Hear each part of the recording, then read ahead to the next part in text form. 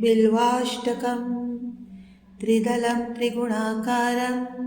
त्रिनेत्रं च त्रयायुधं त्रिजन्मपापसंहारं बिल्वपत्रं शिवार्पणम् त्रिशाखैर्बिल्वपत्रैश्च यच्छिद्रैः कोमलैः शुभैः शिवपूजां करिष्यामि बिल्वपत्रं शिवार्पणम् अखण्डबिल्वपत्रेण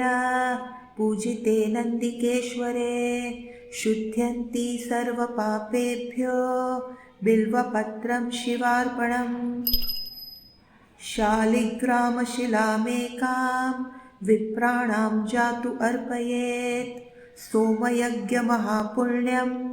बिल्वपत्रं शिवार्पणम् दन्तिकोटिसहस्राणि वाजपेयशतानि च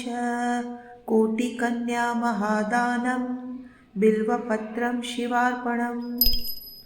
लक्ष्म्यास्तनत उत्पन्नं महादेवस्य च प्रियं बिल्ववृक्षं प्रयच्छामि बिल्वपत्रं शिवार्पणम् दर्शनं बिल्ववृक्षस्य स्पर्शनं पापनाशनम् अघोरपापसंहारं बिल्वपत्रं शिवार्पणम् मूलतो ब्रह्मरूपाय मध्यतो विष्णुरूपिणे अग्रतः शिवरूपाय बिल्वपत्रं शिवार्पणम् बिल्वाष्टकमिदं पुण्यं यः पठेत् शिवसन्निधौ